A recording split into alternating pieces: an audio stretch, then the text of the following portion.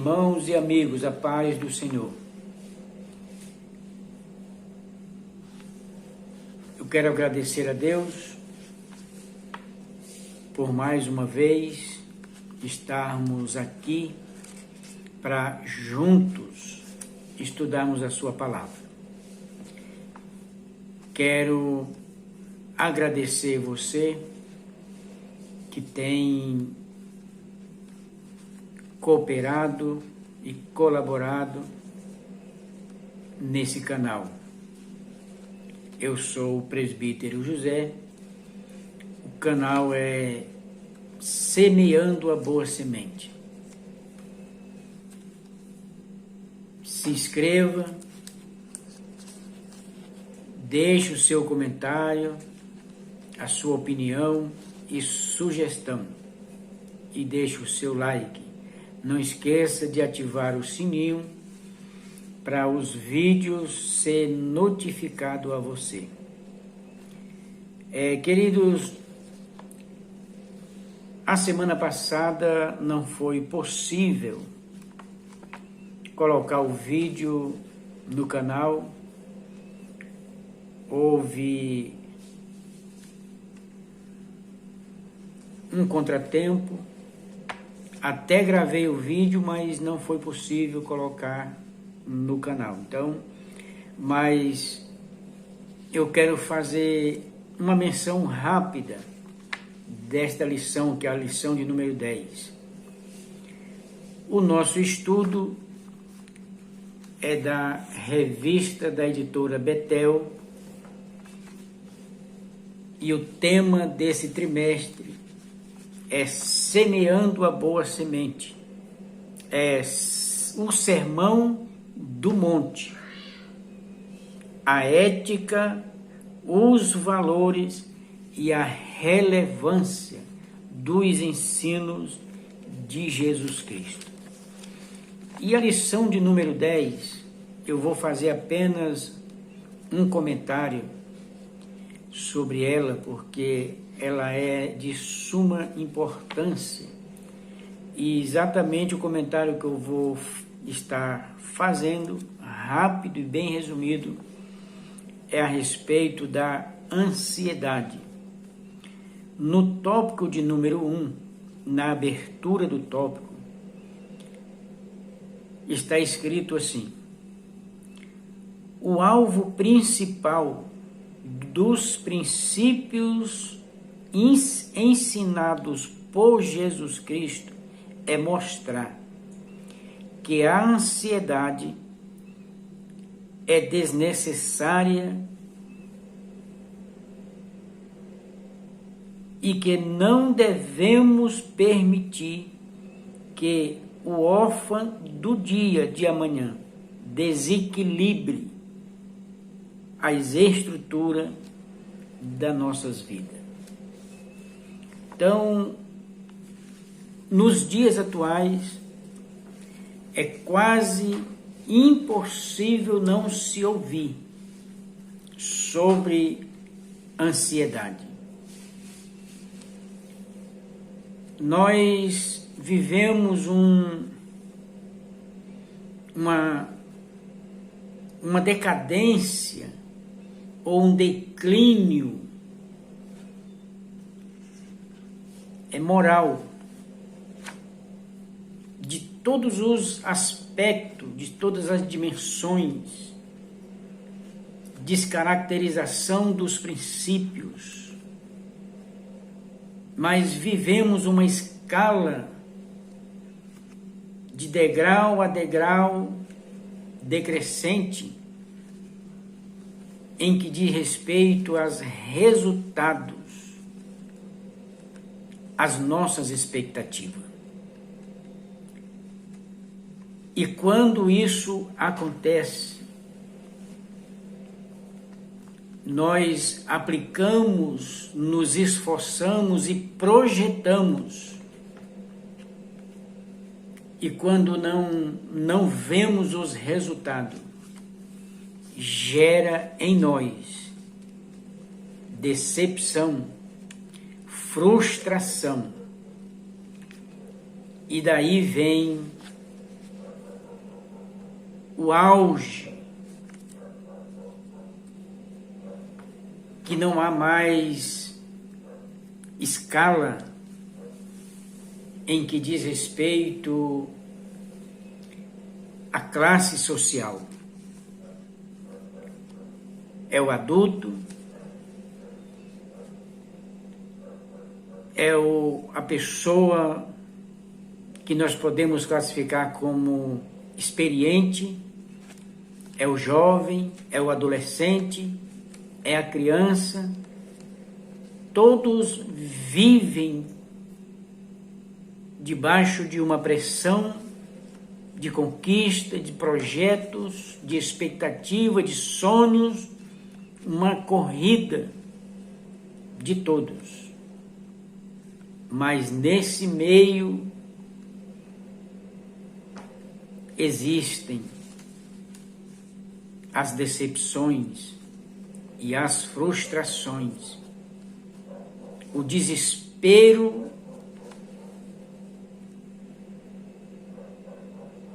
do amanhã. E Jesus vai nos ensinar. Se você tiver essa revista em suas mãos, leia com bem atenção, que ele vai nos ensinar e, se possível, leia acompanhando as referências. Ele vai nos mostrar aqui, em alto e bom som, que nenhum de nós consegue acrescentar algo em nossas vidas com a preocupação, com a ansiedade, com o esforço humano. Não. Só que, por outro lado, ele não está aqui censurando o nosso esforço, não. Observe bem que ele está aqui nos ensinando para nós não andar ansioso, porque ele sabe muito bem que nós ficamos ansiosos. O que nós não podemos é andar, é permitir que isso faça parte do nosso dia a dia, da nossa vida constante. Não. Porque senão ele estaria nos censurando e exigindo algo impossível para nós. Então, o que ele está dizendo é para que nós tenhamos o cuidado de não andar. Aonde quer que nós projetamos, que nós entramos, que nós saímos, que nós deitamos e levantamos, isso fazer parte da nossa vida, não. O que ele está censurando é isso. Seja cauteloso, seja cuidadoso, não ande ansioso, porque isso não vai acrescentar nada. Então, os subtópicos aqui, tem o tópico de número 3, que vai tratar vencendo a ansiedade.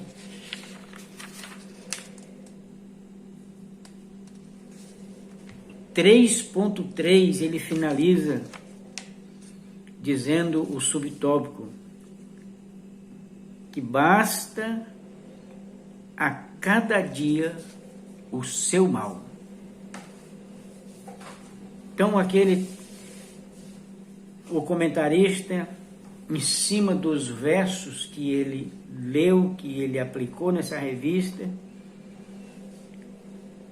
vai nos trazer que o dia não é tão fácil assim, para cada um de nós. para a escala social de todos os níveis. O dia é difícil para todos. Eu vou ler só a conclusão aqui. A advertência contra a ansiedade não é uma condenação da prevenção. Trata-se de não sermos sobrecarregados com os problemas e as dificuldades, que ainda a nós são desconhecidas.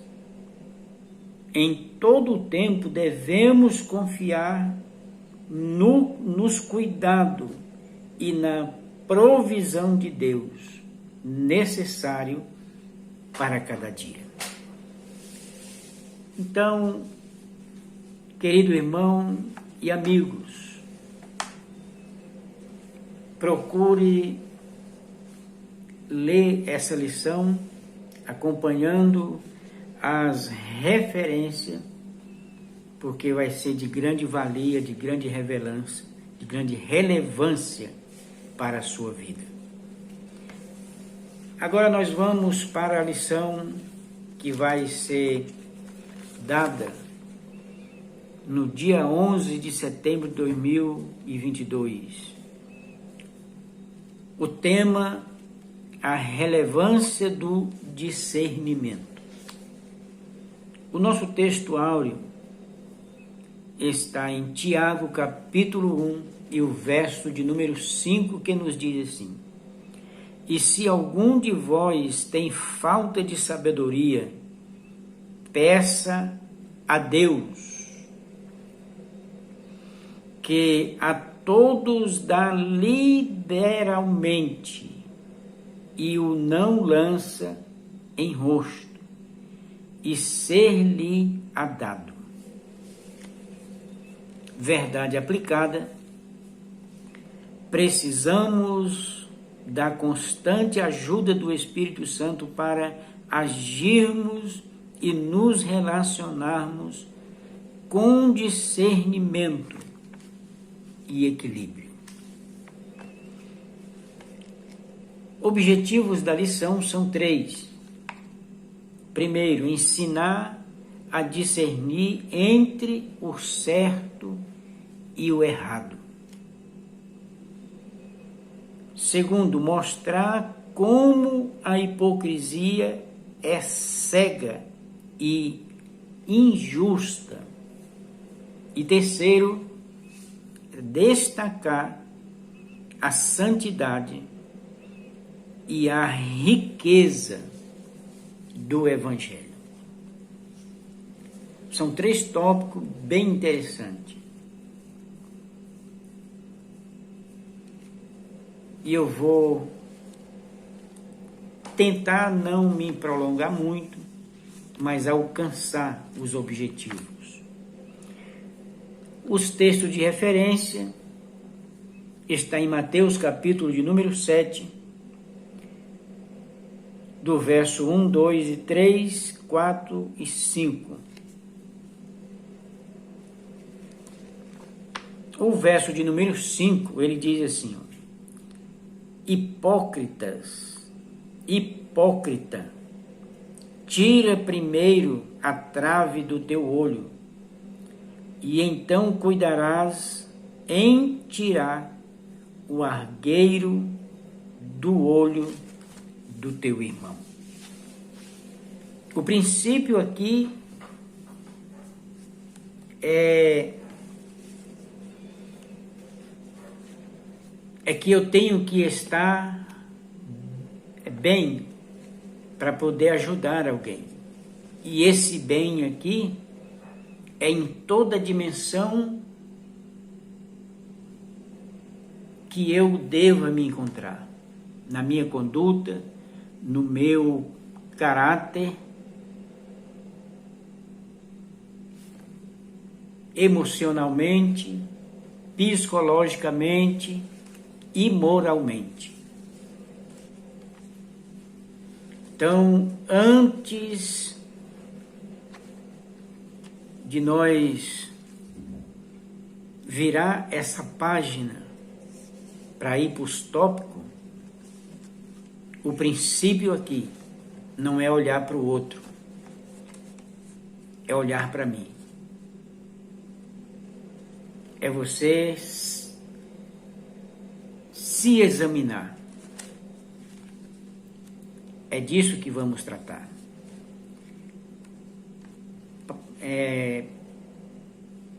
O primeiro tópico parece um pouco estranho. Ensinar a discernir entre o certo e o errado. É como que se nós não temos a certeza, a classificação, o entendimento, o que é certo, o que é errado. Isso soa muito bem aos dias atuais, em questão da relatividade. Porque o auge, hoje, filosoficamente falando, é que cada um tem sua verdade.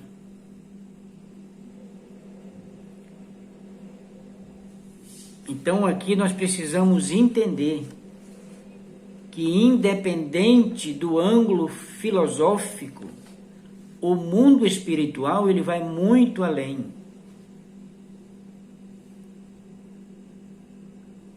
A questão da relatividade tem áreas da vida que é inegável que ela está presente. Não podemos excluir isso. Mas tem áreas da vida que a relatividade ela não se encaixa, ela não coincide, porque não é eu que classifico, mas sim as circunstâncias, o ato, a ação, é o momento. Então não é eu e nem você que vai definir de fato se algo para mim é errado ou certo, mas sim o que quebra as lógicas, os princípios e o que transgride uma lei.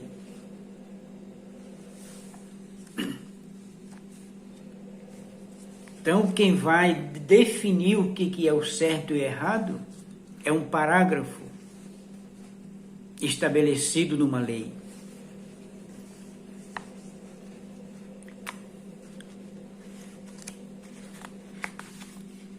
Ponto de partida aqui, a introdução. Jesus segue desenvolvendo o tema da natureza da vida do reino para seus discípulos. E agora passa a alertá-los sobre as tentações que podem surgir em seus relacionamentos pessoais.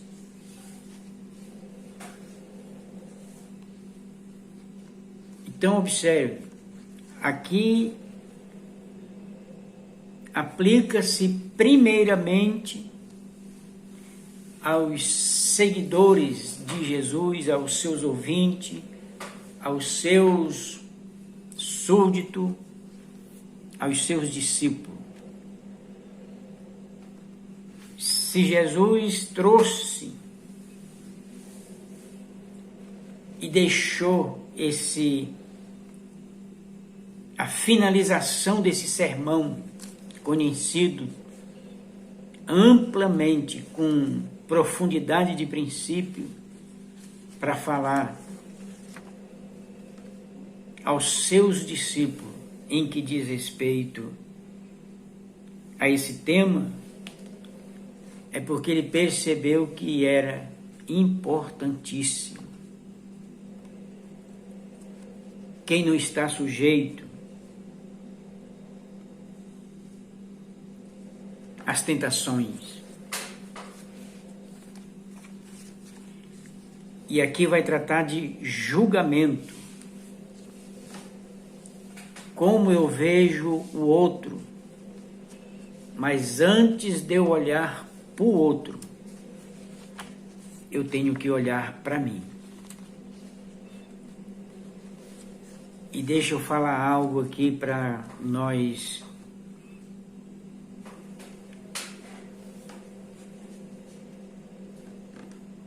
nos posicionar, para dar o primeiro passo aqui. Nós só vamos nos ver como somos, em questão de falhas, em questão de erros, em questão de ceder uma tentação. Quando Deus, de fato, é a nossa luz.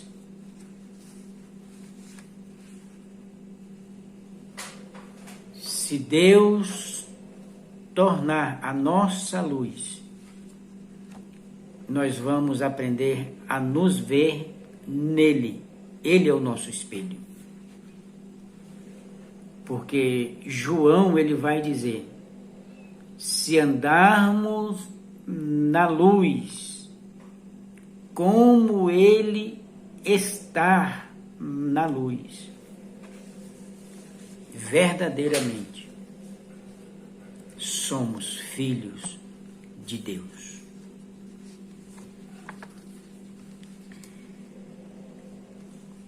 Tópico de número 1.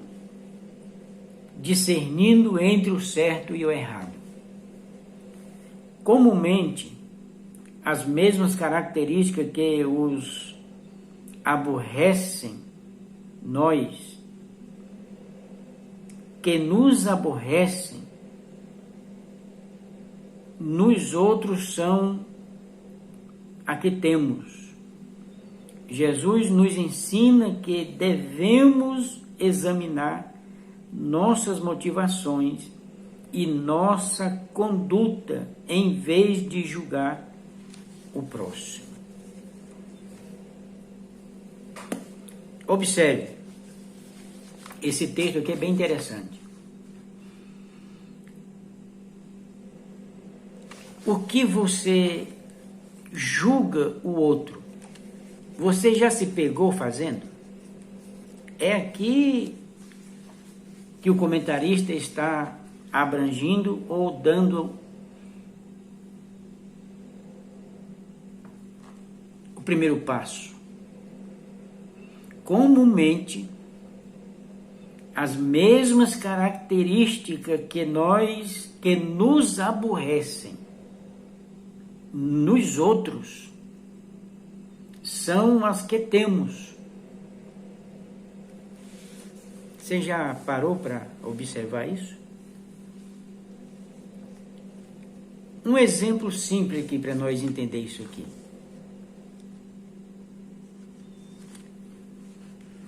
Você gosta de ser tratado com aspereza? Com ignorância? Com agressividade? Como você reage quando alguém bruscamente lhe responde com grosseria? Mas e eu já reagi assim? Você já reagiu assim? Você já se pegou em algum momento pensando assim: nossa, fulano de tal é muito grosso, é muito ignorante, mas Você já se observou fazendo isso? Já se pegou fazendo isso?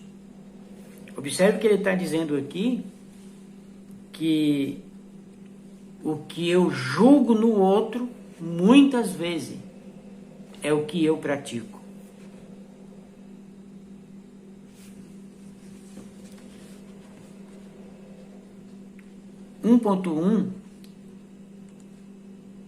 O subtítulo diz: não julgueis.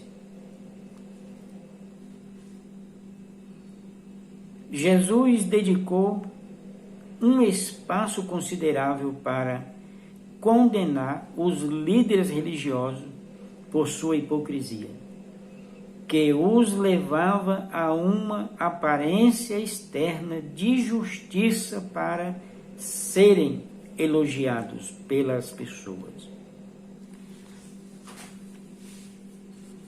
Então, o meu cuidado aqui é como eu ajo e reajo em determinada situação. Como eu acho isso estranho no outro e como eu posso evitar aquilo que eu julgo. Em outras palavras,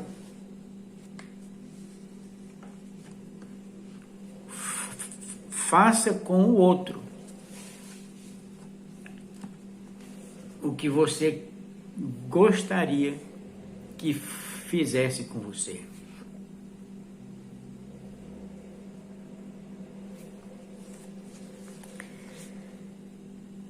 Ponto 2. Quem julga será julgado. Aqui indiretamente nós temos a lei da semeadura. Tudo que eu plantar, certamente eu vou colher, de uma forma ou de outra.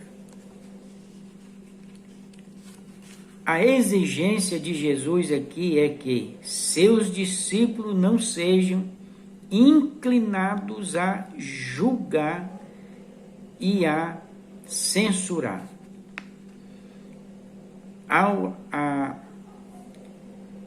A firmeza do compromisso dos discípulos com o reino de Deus e a justiça exigida deles não os autoriza a adotar uma atitude julgadora. Por quê? Porque o justo juiz é Deus. É Ele que vê além das minhas palavras. É Ele que vê além do meu olhar. É Ele que vê além das minhas atitudes, porque por trás do meu olhar, por trás da minha atitude, há motivações.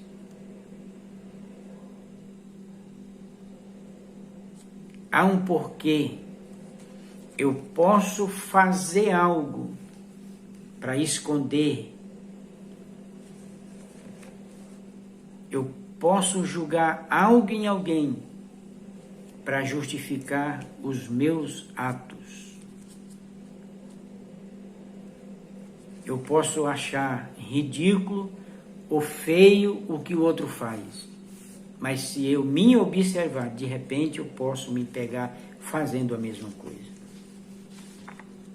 Em Romanos, capítulo de número 2,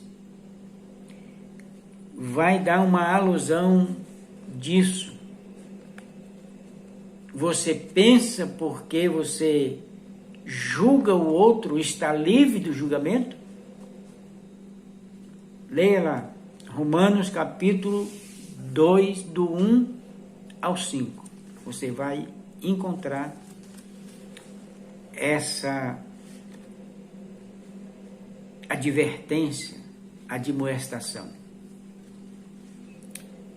1.3. O autocontrole no julgamento.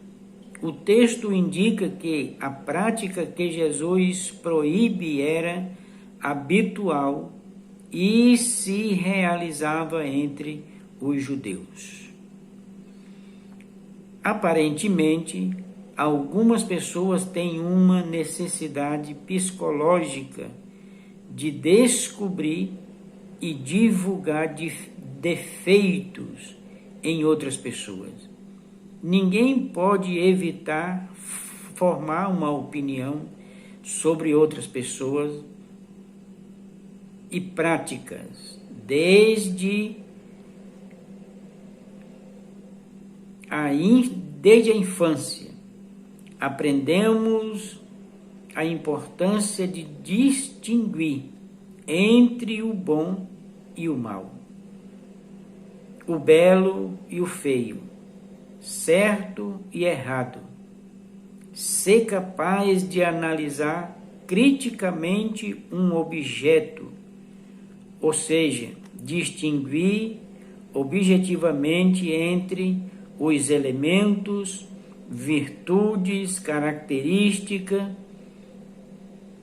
é uma capacidade necessária na vida. Enfim, é preciso ter habilidade para entender que nosso julgamento sobre as pessoas é apenas uma opinião, a expressão da qual podemos e devemos controlar. Eu posso dar a minha opinião e, quem sabe, a sugestão, mas eu não posso definir ou sentenciar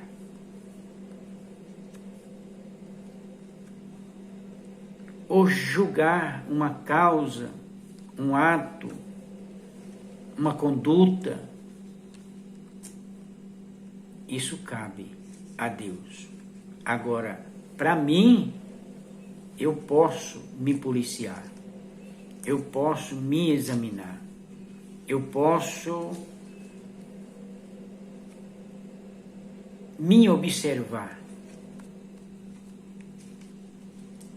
Quem sabe com o erro de alguém, com a conduta de alguém, com o desequilíbrio de alguém, eu aprender, eu me corrigir. É isso que o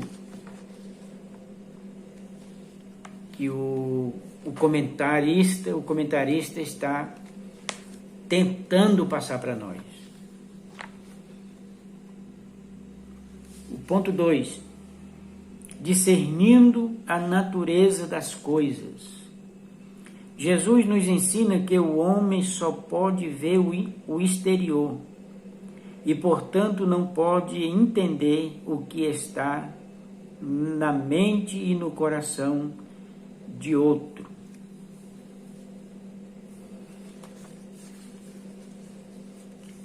Embora nós não sabemos de fato o que passa na mente do outro, mas nós podemos, entre aspas, descobrir ou conhecer mais ou menos uma pessoa. Primeiro, aproximando-se dela. E segundo, ouvindo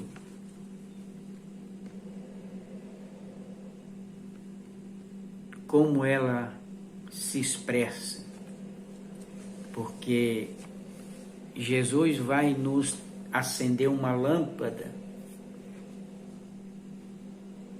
de que o coração, a boca fala do que está cheio o coração.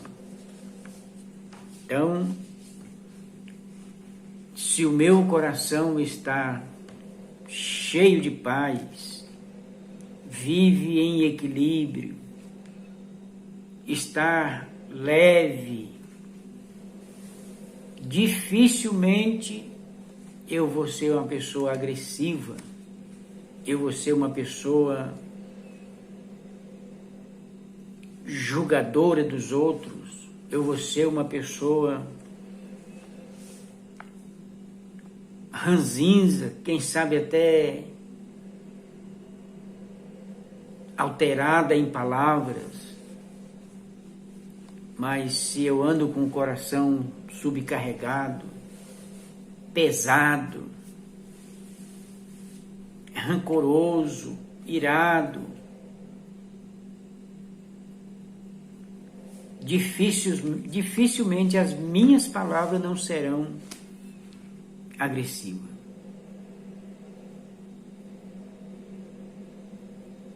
Então, cuidado com seu coração. Cuidado com suas emoções. Cuidado com os seus sentimentos. 2.1 vai falar do argueiro e a trave.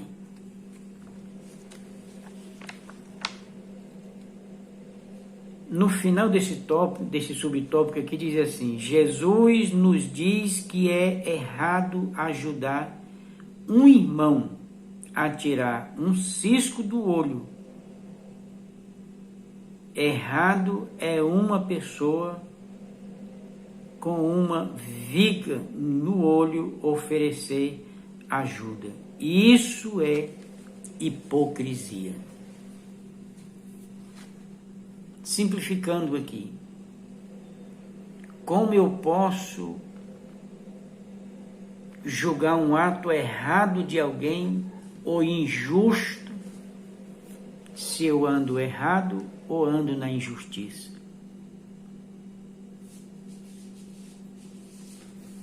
É disso que ele está falando.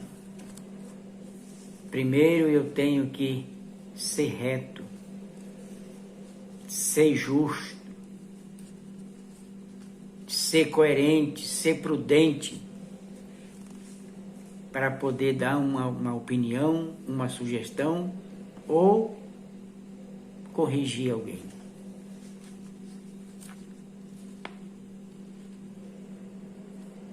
(2.2) Vencendo a hipocrisia. A hipocrisia consiste em duas coisas. O hipócrita não reconhece o seu próprio pecado, o que é maior que o pecado alheio. Depois finge justiça ou interesse espiritual, ordenando que os outros endireitem suas vidas, fingindo interesse espiritual. Era a característica mais notável dos fariseus. Então,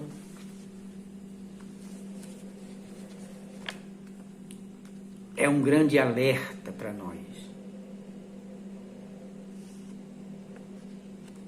Eu tenho que andar sempre com um espelho na minha frente. Quem sou eu? Antes de olhar para o outro, eu tenho que olhar para mim. Quem sou eu? O perigo de não ter discernimento. Jesus aborda um problema no extremo oposto do julgamento. Hipócrita. A ingênua aceitação das pessoas sem discernir suas verdadeiras origens, embora os crentes estejam impedidos de julgar os outros a partir de motivações erradas, sem critérios bíblicos. Jesus preveniu contra uma completa falta de discernimento em relação às atitudes das pessoas para com o Evangelho. O Senhor exige discernimento adequado do bem e do mal.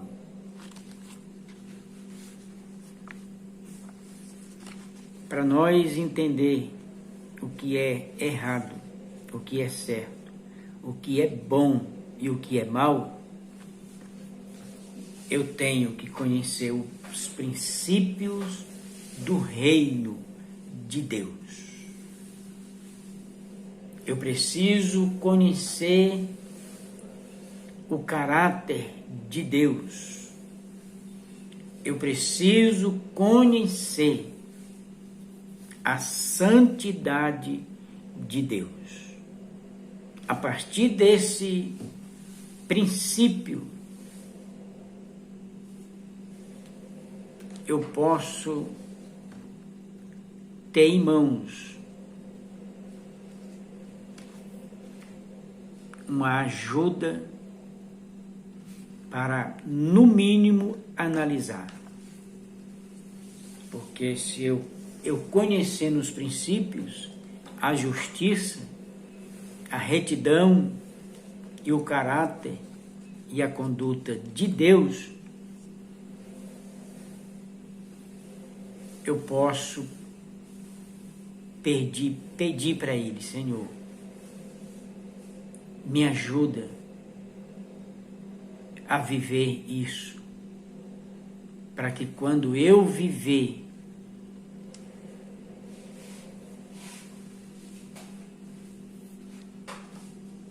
a tua justiça, eu possa ajudar alguém. 2.3. O perigo de não ter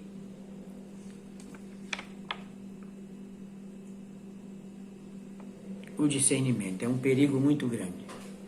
Eu confundi o certo, no mínimo, como duvidoso. Será que é? Eu vou deixar um texto para você ler bem, com bastante atenção, e ver se ele não está sendo o auge de hoje. Isaías, capítulo de número 5,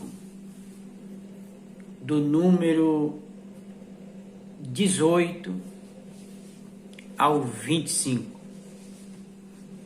Leia esses versos, principalmente o 20 e o 21, mas leia do 18 ao 25.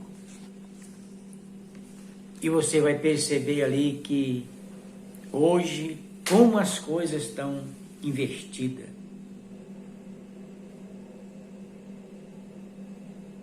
Como as pessoas, nós, seres humanos, estamos perdendo o foco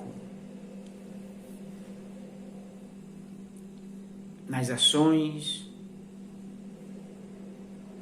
em palavras, mas saiba de uma coisa, não esqueça desse detalhe: eu posso falhar, eu posso errar. Eu quero deixar para você um verso, 2 versos incríveis. Confira na sua Bíblia. Eclesiastes, capítulo de número 12,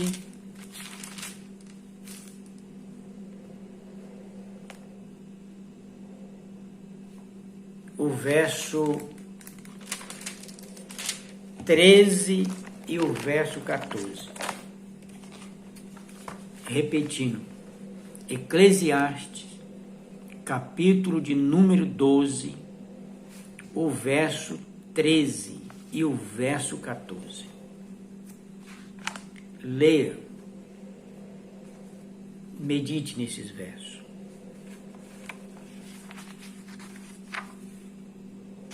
Ponto 3. Discernindo entre o digno e o indigno. Nesse último ponto, Jesus se vale de figuras de linguagem para ensinar a seus discípulos que as coisas santas não podem ser dadas para aqueles que não querem ou que não tenham capacidade para apreciar os valores espirituais.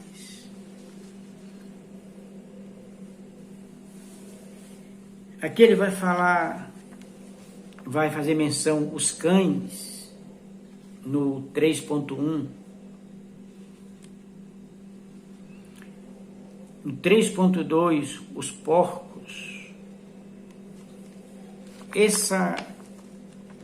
Esse subtópico aqui eu vou ler, ele é bem interessante. Essa analogia foi usada por Cristo para mostrar como as pessoas reagem quando estão vivendo em rebelião aberta contra Deus. Pessoas rebeldes que teimosamente rejeitam sua verdade e fecham suas mentes e corações ao conhecimento espiritual. Segundo Pedro, capítulo 2, e o verso 22. Isso não significa que devemos nos abster de ensinar o Evangelho para aqueles que são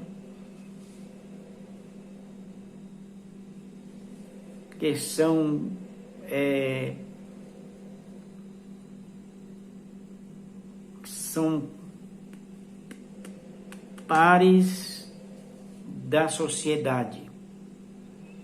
O próprio Jesus comia com pecadores e publicanos e os ensinava. A ideia aqui é que é inútil continuarmos pregando a verdade àqueles que a recusam, assim como um porco não consegue entender nem apreciar a grande beleza e valor das pérolas. Esses tais jamais poderiam entender o valor e a grandeza das verdades divinas. Muito forte isso aqui. Eu não vou comentar porque o tempo já está muito escasso. Mas, irmão e amigos, você quer, de fato, ter a sua vida bem direcionada? Leia a palavra de Deus. Ela é diretriz, é verdade para nossas vidas, é lâmpada para o nosso coração. Deus jamais quer o mal de alguém. Deus quer a sua criação e principalmente os seus filhos com equilíbrio, emocionalmente falando, psicologicamente falando, porque os pensamentos de Deus para cada um de nós é pensamentos de paz. Por isso ele usou pessoas de diversas classes e idade e escreveu essa carta chamada Bíblia para revelar o seu plano, o seu projeto, o seu propósito para nós. Isso aqui é um guia que nos leva ao mundo de Deus. 3.3 As pérolas. As pérolas consideradas as mais preciosas de todas as lojas, de todas as joias, passaram a simbolizar a preciosidade da verdade. É fácil imaginar o desapontamento e consequente ira dos porcos ao descobrir que o que pensava ser comida era apenas uma pérola. essa é uma imagem muito cabível para os que são impuros, selvagens e incapazes de apreciar as joias inestimáveis da fé cristã. São esses, diz Cristo, a quem não temos o direito de entregar os tesouros das nossas pérolas, após ouvirem as palavras se tornam piores do que eram antes. Então, ao ouvir a palavra de Deus, abra o seu coração, desde que ela trabalhe em sua vida, porque ela tem o poder de nos limpar, ela tem o poder de nos iluminar, ela tem o poder de trabalhar no nosso entendimento, na nossa mente, no nosso coração, para o nosso melhor.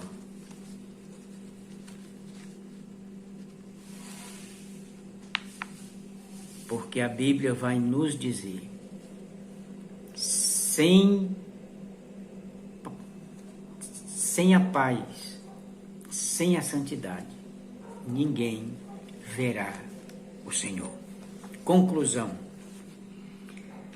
quando ajustamos nossa visão de acordo com os ditames da palavra de Deus, os erros podem ser corrigidos, a forma de vida muda e os tesouros repartidos àqueles que são confiáveis e dignos. Então, como eu já falei aqui, leia a Bíblia, absorva os conselhos da palavra de Deus. Salmo 119, o verso 105. A tua palavra é lâmpada para os meus pés e luz para o meu caminho.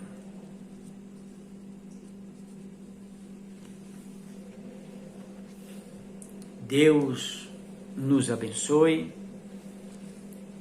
Estamos na lição de número 11, já estamos finalizando. Meu Deus, como passa rápido. Eu quero finalizar essa lição poderosa, profunda, com uma oração.